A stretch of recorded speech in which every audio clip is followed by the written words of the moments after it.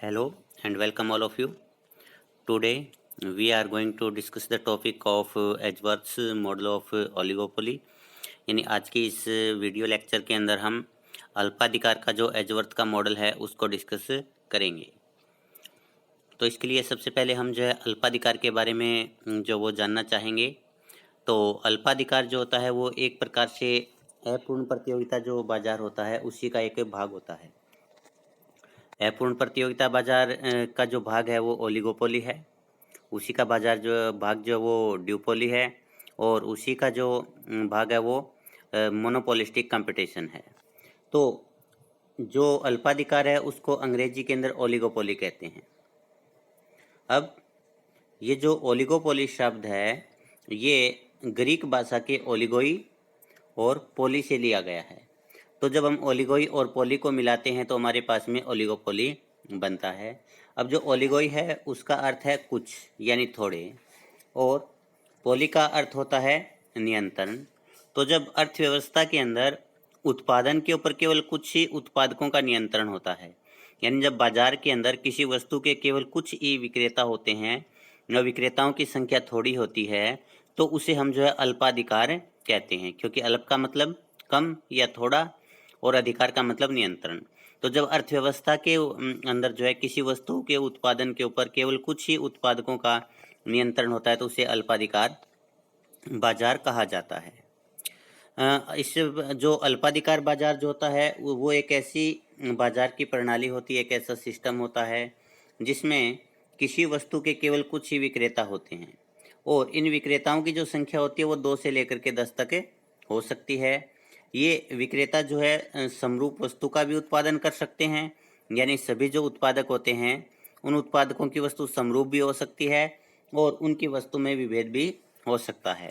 तो अल्पाधिकार के अंदर ऐसे जरूरी नहीं है कि वस्तु समरूप ही हो या वस्तु विभेदी हो। तो इसके अंदर दोनों ही प्रकार जो पाए जाते हैं। अब है अल्पाधिकार के जो है परंपरावादी मॉडल कि अल्पाधिकार के अंदर किस प्रकार से कीमत और उत्पादन का निर्धारण होता है, उसको लेकर के जो है हमारे पास में 3 जो है मॉडल है।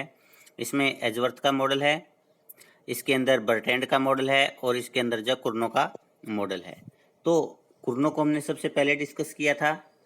कुर्नो के अंदर कीमत वहाँ पर निर्धारित होती है जहाँ पर जो है वो उत्पादक जो होता है, अगर 2 फर्में हैं तो एक तिहाई उत्पादन की मात्रा का निर्धारण करते हैं कुल। और बर्टैंड का मॉडल है, बर्टैंड के मॉडल के अंदर जो है कीमत जो है वो अगर लगातार कंपटीशन चलता रहता है तो कीमत जो है शून्य के लेवल के ऊपर जाकर निर्धारित होती है और अगर उनमें कोई समझौता हो जाता है तो कीमत उससे पहले कहीं भी समझौते वाली स्थिति में निर्धारित हो सकती है। तो अब हम ये देखेंगे कि जो एजवर्थ का मॉडल है उसके अंदर जो है वो किस प्रकार से कीमत का निर्धारण होता है। तो ये जो तीनों ही मॉडल है ये दवाधिकार से संबंधित है, यानी जब 2 फर्में बाजार के अंदर है तो उस अवस्था के अंदर जो है किस प्रकार से जो है कीमत और उत्पादन का निर्धारण होता है। तो आज हम जो है एजवर्थ का मॉडल डिस्कस करेंगे। पहले हम एजवर्थ के मॉडल को जानते हैं कि जो फ्रांसीसी यसिद्रो एजवर्थ था उसने 2 फर्मों की अवस्था के अंदर जो है संतुलन के जो है अनिर्धारण का मॉडल, यानी उन्होंने ये कहा कि इस अवस्था के अंदर जो संतुलन का निर्धारण नहीं हो सकता। तो एजवर्थ का मॉडल है उसके अंदर जो संतुलन अनिर्धारित रहता है। 1897 में जो है अपना ये मॉडल दिया था। अपने ये जो मॉडल है उस मॉडल के अंदर उन्होंने बर्टैंड के मॉडल का ही विस्तार किया या उसके अंदर सुधार किया है। जब हमने बर्टैंड का मॉडल डिस्कस किया था तो बर्टैंड के मॉडल के अंदर ये माना गया था कि प्रत्येक फर्म जो होती है सारी जो मांग होती है उसकी पूर्ति करने के लिए तैयार होती है और वो करती भी है। कि बाजार के अंदर अगर टोटल मांग 20 वस्तुओं की है तो एक फर्म जो होती है वो 20 की 20 वस्तुओं की डिमांड करने की कैपेसिटी रखती है और वो कर भी सकती है। तो इसके लिए कोई भी जो फर्म होती है उसकी कोई न्यूनतम जो है सीमा नहीं होती कि वो कम से कम जो है वो इतना उत्पादन करेगी, क्योंकि वो जितना चाहे जो है वो अपना उत्पादन जो वो बढ़ा सकती है। लेकिन एजवर्थ जो है उसने अपने मॉडल के अंदर उस स्थिति की व्याख्या की है जिसमें प्रत्येक फर्म के उत्पादन की एक सीमा होती है। तो जिसके अंदर एक फर्म जो है अपनी सारी क्षमता का जो है प्रयोग करते हुए सारी की सारी मांग जो वो पूरी नहीं कर सकती, वो जो है अधिकतम उत्पादन की एक सीमा निर्धारित होती है। तो एजवर्थ के मॉडल में और जो हमने जो बर्टैंड का मॉडल किया था उसमें मुख्य रूप से 2 डिफरेंसेस है। पहला डिफरेंस कि एजवर्थ जो होता है वो उत्पादन की मात्रा लेकर के जो है वो जो दोनों के अंदर एक जो सिमिलरिटी है वो ये कि दोनों जो कीमत को लेकर के जो वो कंपटीशन के अवस्था के अंदर जो संतुलन के निर्धारण की बात करते हैं। लेकिन एजवर्थ के मॉडल के अंदर जो है एक उत्पादक जो होता है उसकी कोई उत्पादन की सीमा नहीं है, यानी अधिकतम कितना प्रोडक्शन कर सकता है उसकी कोई सीमा नहीं है। एक उत्पादक जो है वो सारी की सारी डिमांड को पूरा कर सकता है। तो ये जो है ब्रिटेन के मॉडल की मान्यता है। लेकिन एजवर्थ जो है उसने ये माना कि एक फर्म जो होती है उसकी जो कैपेसिटी होती है वो लिमिटेड होती है, इसलिए वो सारी की सारी बाजार मांग को पूरा नहीं कर सकती। ऐसे में जो है एक कुल बाजार मांग का एक हिस्सा ही प्रोड्यूस कर सकती है और उसी के अनुसार जो कीमत का निर्धारण होता है। इसलिए जो एजवर्थ का मॉडल है उसके अंदर एक न्यूनतम कीमत होती है और इससे कम जो है बाजार कीमत नहीं हो सकती, और एक अधिकतम कीमत होती है जिससे कम बाजार कीमत नहीं हो सकती। तो एजवर्थ के मॉडल के अंदर इन 2 सीमाओं के बीच में कीमत अनिर्धारित रहती है। मान लीजिए ये इसकी ऊपरी सीमा, ये इसकी निचली सीमा है, तो इन दोनों सीमाओं के बीच में जो प्राइस जो वो लगातार मूव करता रहेगा। तो इसी कारण से जो है एजवर्थ के मॉडल के अंदर जो है जो दवाधिकार का मॉडल है उसके अंदर जो है कीमत का निर्धारण नहीं किया जा सकता। कीमत जो वो अनिर्धारित रहती है, क्योंकि यहाँ पर एक अधिकतम उत्पादन की सीमा होती है, एक जो निम्नतम एक अधिकतम कीमत होती है, दूसरी जो न्यूनतम कीमत होती है, और न्यूनतम से कम कीमत नहीं जा सकती और अधिकतम से कीमत ऊपर नहीं हो सकती। और यहाँ ये भी नहीं है कि एक जो कीमत है वो अधिकतम सीमा पर जाकर के रुक जाए या न्यूनतम सीमा पर जाकर के रुक जाए। कीमत फिक्स नहीं होती है, ये लगातार जो है मूव करती रहती है न्यूनतम और अधिकतम सीमा के बीच में। अब हम पहले इसकी जो अजम्पशन देखते हैं। पहली अजम्पशन है कि अर्थव्यवस्था के अंदर केवल 2 ही फर्में हैं। दूसरी अजम्पशन है कि दोनों फर्में जो है एक साथ कीमत को तय नहीं करती। पहले जो है एक फर्म अपना प्रोडक्शन शुरू करती है और वो जो है अपनी कीमत को तय करती है, फिर उसकी कीमत को ध्यान में रखते हुए जो है दूसरी फर्म अपनी कीमत तय करती है। नेक्स्ट अजम्पशन है कि दोनों फर्मों के लिए उत्पादन की लागत है वो 0 है।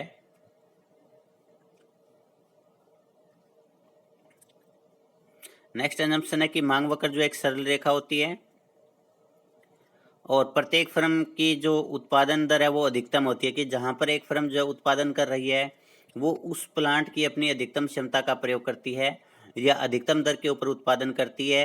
तो ऐसे में एक फर्म जो होती है वो अधिकतम दर पर उत्पादन करने का मतलब वो अधिकतम लाभ प्राप्त करना चाहती है।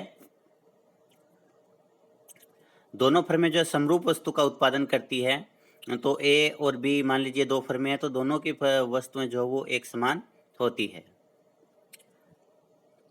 प्रत्येक फर्म ये मानती है कि उसकी प्रतियोगी जो है अपने उत्पाद की कीमत में परिवर्तन नहीं करेगी और ऐसा सोच करके वो जो है अपनी कीमत में परिवर्तन करती है। प्रत्येक फर्म उत्पाद की कीमत का निर्धारण अधिकतम लाभ के स्तर पर करती है, यानी इसके अंदर फर्म का जो उद्देश्य होता है वो अधिकतम लाभ प्राप्त करना होता है। तो अब हम रेखाचित्र के माध्यम से जो है वो इस डायग्राम को करते हैं, इस सिद्धांत की जो है एक्सप्लेनेशन देखते हैं। ओ एक्स अक्ष के ऊपर जो है हमने ए फर्म का आउटपुट लिया है जो कि ओ से एक्स की तरफ जो है इंक्रीज हो रहा है, और दूसरी तरफ हमारे पास में ओ एक्स 1 अक्ष है जिसके ऊपर हमने जो है बी फर्म का आउटपुट लिया है जो कि ओ से x1 की तरफ बढ़ता हुआ दिखाया गया है। अब हम ओ से निकलती हुई एक ऐसी रेखा खींचते हैं जो ओ वाई एक्स को दिखाता है, और ये ओ वाई एक्स के ऊपर हमने जो दोनों फर्मों के लिए कीमत ली है। अब हमारे पास में ये जो है क्यू ए फर्म का जो है मांग वक्र है या उत्पादन वक्र है, और ये जो क्यू बी है ये जो है बी फर्म के लिए जो प्रोडक्शन करो कहिए या मांग वक्र कहिए। शुरू के अंदर जो है ए फर्म अपना प्रोडक्शन शुरू करती है और ए फर्म जो है एकाधिकारी कीमत निर्धारित करती है, क्योंकि तब तक जो है बाजार के अंदर बी फर्म थी नहीं। तो शुरू के अंदर ए ने अपना प्रोडक्शन शुरू किया तो उसको मैक्सिमम जो प्रॉफिट मिलता है वो पी प्राइस के ऊपर मिलता है, इसलिए वो ओ पी कीमत का निर्धारण करती है और ओ एन मात्रा की जो बिक्री करती है। और ऐसी अवस्था के अंदर जो फर्म है उसको जो प्रॉफिट प्राप्त होता है, क्योंकि कॉस्ट ऑफ प्रोडक्शन है वो शून्य है, तो ऐसे में ये जो सारा का सारा एरिया है उसके प्रॉफिट का एरिया है। तो यहाँ पर OPAN के बराबर फर्म को जो प्रॉफिट प्राप्त होता है। तो ऐसी अवस्था के अंदर अब फर्म बी आती है और फर्म बी जो है आकर के उत्पादन शुरू करती है, और वो ये मान करके चलती है कि फर्म ए जो है वो अपने उत्पादन को उतनी कीमत को नहीं करेगी। तो ऐसे में वो इससे थोड़ी कीमत तय करती है। जब इसने इससे थोड़ी कम कीमत तय की तो उसके कारण जो है ये जो है OM का प्रोडक्शन मान लीजिए कर रही है। तो जैसे ही इसने जो ये कीमत निर्धारित की जो कि ए से कम कीमत है, तो उस अवस्था के अंदर जो है इस फर्म के पास में जो है ज़्यादा मांग आने लगेगी, ज़्यादा ग्राहक इसके पास में आने लगेंगे। तो इसके कारण जो है ये ए फर्म के जो प्रॉफिट है वो कम हो जाएंगे, क्योंकि जो कुल बाजार मांग है उस बाजार मांग का जो है ये हिस्सा पहले ए प्रोड्यूस कर रही थी। अब जैसे कीमत कम करती है तो इसका जो बाजार मांग वाला हिस्सा था वो इसके पास में खिसक जाता है कि इसके जो ग्राहक है वो इसके पास में चले जाएंगे। अब इसके बाद में जब ए के प्रॉफिट कम होते हैं तो ए जो है वो अपने कीमत जो वो बी से कम निर्धारित करता है और ये मानता है कि बी अपनी कीमत में परिवर्तन नहीं करेगा। तो वो जो है ये कीमत निर्धारित करता है। इससे जो है बी के जो ग्राहक वो टूट करके ए के पास आ जाते हैं। तो जब ए के पास में ग्राहक आते हैं यानी बी के बाजार के ऊपर जब ए का जो वो अपनी तरफ उसको आकर्षित करता है, तो उसके कारण जो है फिर दोबारा से जो है बी अपनी कीमत कम करेगा और ये मान करके कम करेगा कि भी ए अपनी कीमत को जो वो कम नहीं करेगा। तो इस प्रकार से दोनों जो है वो जितनी अपनी अधिकतम क्षमता है, मान लीजिए इसकी अधिकतम क्षमता जो ON1 है, तो ये ON1 पर आकर के रुक जाएगा क्योंकि इसके बाद ये प्रोडक्शन नहीं कर सकता। तो ON1 के ऊपर जो कीमत निर्धारित होगी वो इसके लिए जो न्यूनतम कीमत होगी, इससे कम कीमत ये ए नहीं कर पाएगा।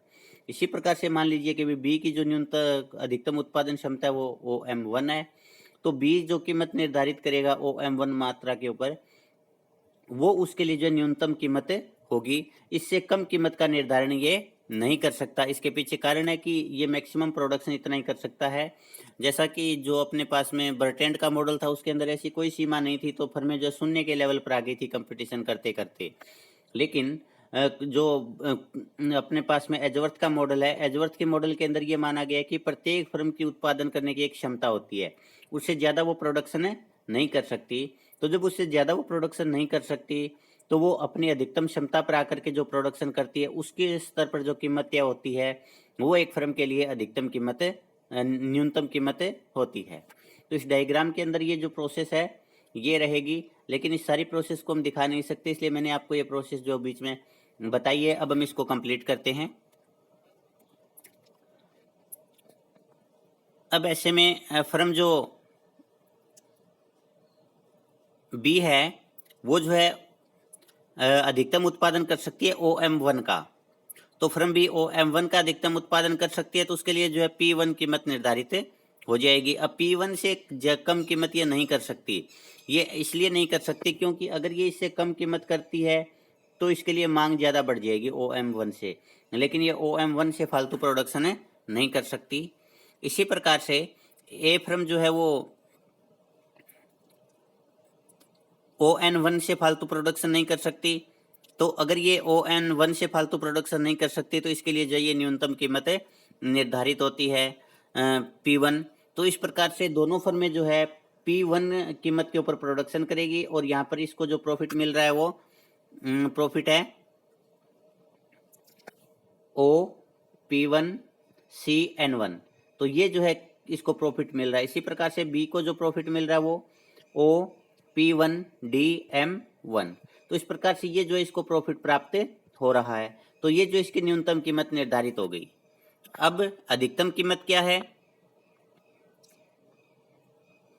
कि मान लीजिए कि भी ये फर्म जो कीमत बढ़ाना शुरू कर देती है, कि जैसे मान लीजिए कि ए जो है, ए ने जो है अपनी कीमत बढ़ानी शुरू कर दी। अब जब न्यूनतम के ऊपर स्तर पर पहुंच गए, तो जब न्यूनतम स्तर के ऊपर पहुंचते हैं तो उस अवस्था के अंदर भी ये जो है रुकते नहीं है। वो इसलिए नहीं रुकते क्योंकि ये मानते कि दूसरा कीमत को नहीं बढ़ाएगा। तो जब यहाँ पर इस लेवल के ऊपर ए जो है वो प्रॉफिट प्राप्त कर रहा था OP1CN1, तो ये सोचेगा कि भी बी जो है अपनी कीमत को नहीं बढ़ाएगा। तो ये सोच कर कि ये जो है थोड़ी सी कीमत अधिक कर देता है ताकि उसको प्रॉफिट ज़्यादा प्राप्त हो।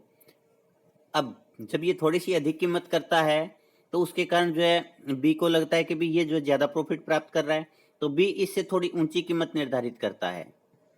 तो बी को ये एरिया प्रॉफिट का प्राप्त होता है। इसके बाद ये जो ए है ये थोड़ी कीमत और बढ़ाता है। तो इस प्रकार से ये करते करते जो है अधिकतम कीमत ओपी पर पहुंच जाते हैं। जब ये ओपी पर पहुंच जाते हैं तो फिर ये धीरे धीरे दूसरे की मार्केट को कैप्चर करने के लिए कीमत को कम करना शुरू कर देते हैं और फिर से जो ये ओपी वन कीमत पर आ जाएंगे। ओपी वन कीमत के पर आने के बाद फिर से ये जो ऊपर की तरफ कीमत बढ़ाने लगते हैं। तो इस प्रकार से ये जो कीमत है वो इन दो सीमाओं के बीच में यानी ओपी और ओपी वन के बीच में लगातार मूव करती रहती है। तो इस प्रकार से एजवर्थ का जो मॉडल है, एजवर्थ के मॉडल के अंदर जो कीमत है वो अनिर्धारित रहती है, लेकिन इसकी एक जो है न्यूनतम कीमत होती है।